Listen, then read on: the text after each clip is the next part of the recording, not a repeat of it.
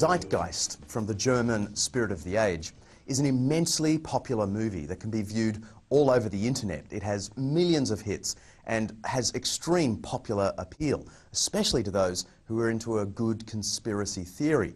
Now, the second half of the film is an elaborate portrayal of the 9/11 tragedy as the work of the American government itself. But the first half calls into question the entire story of Christianity.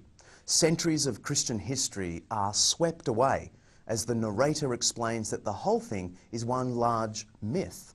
Large historical claims are made that, if true, do mean it's all over for those wanting to place any hope in Jesus as someone relevant to today. To get some wisdom on this complicated topic, we've asked into the studio Dr. Chris Forbes, a senior lecturer in the Ancient History Department at Macquarie University in Sydney.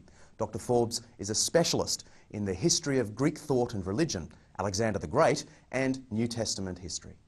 Chris, thanks for joining us. My pleasure. You've seen the Zeitgeist. What led you, an ancient historian, to watch this internet movie, and what was your initial reaction? Well, I first heard of it because my daughter was spending 5 months studying in Russia.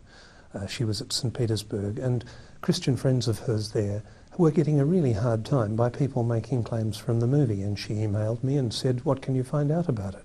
So I had a look. And your response?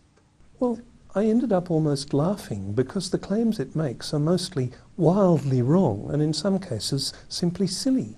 Can we focus in on what is really the heart of the claim of the movie as it connects with Jesus?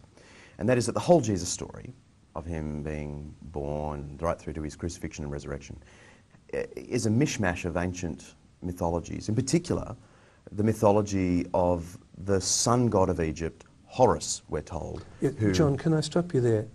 Horus isn't a sun god.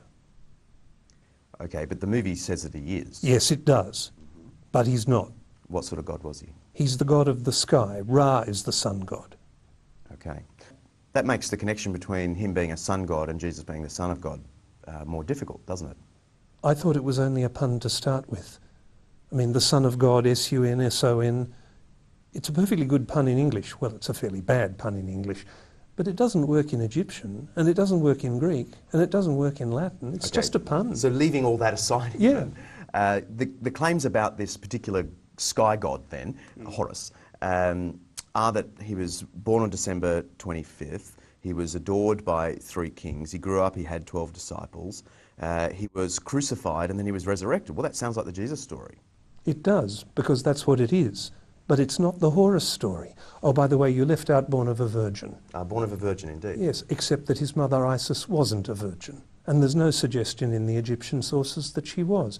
This whole list of parallels are true of Jesus, aren't actually true of Horus at all. The ancient sources don't mention these details? It's pretty unlikely that the ancient Egyptians would say that Horus was born on December the 25th, because December is a Latin month and their calendar is completely different. Was Horus crucified and raised from the dead? No, Horus wasn't crucified. Horus wasn't killed at all. Osiris was killed, betrayed and killed by his brother Set, who then cut up his body into very small pieces and had them scattered all over Egypt so they couldn't be patched back together and resuscitated. And the rest of the myth of Osiris is about Isis gathering the pieces of his body, binding them up with bandages so that he can become the first mummy and therefore be resuscitated. But all of that happens not in historical time, that all happens in the Egyptian equivalent of the dream time, in mythological time. I guess the punchline of the Zeitgeist movie, as it connects with Jesus, is that because the Jesus story is just a mythical construct, which you're saying it isn't, the movie is saying he didn't exist, he's not a historical figure. Does that have currency in serious historical research today? No, there's no serious question for historians that Jesus actually lived. There's real issues about whether he is really the way the Bible described him. There's real issues about particular incidents in his life. But no serious ancient historian doubts that Jesus was a real person, really living in Galilee in the 1st century. The movie, in its list of references, if you get the transcript, some characters pop up, some scholars pop up, and it gives this sense that it is an authoritative movie, like Gerald Macy, G.A. Wells. Gerald Macy. English poet and amateur Egyptologist.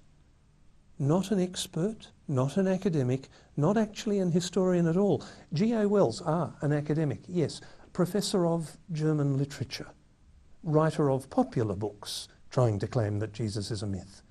But he's not a historian. Did you find any serious historical work in the list of references? Not a single one. What I found is a whole list of books claiming to be written by experts, quoting other people claiming to be experts, quoting actually none of the ancient evidence at all. And yet a lot of people have been enamoured with this movie or deeply troubled by it.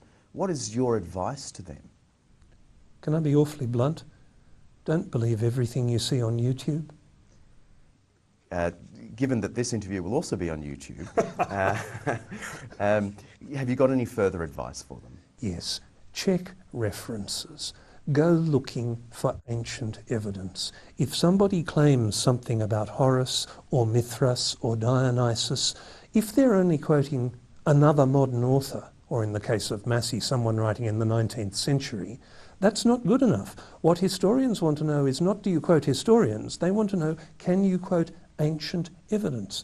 And there's simply no ancient evidence that Horus or Mithras or Dionysus was born on the 25th of December, born of a virgin, crucified. The ancient stories simply don't say that about them. So the parallels with Jesus just collapse. Thank you for joining us. My pleasure.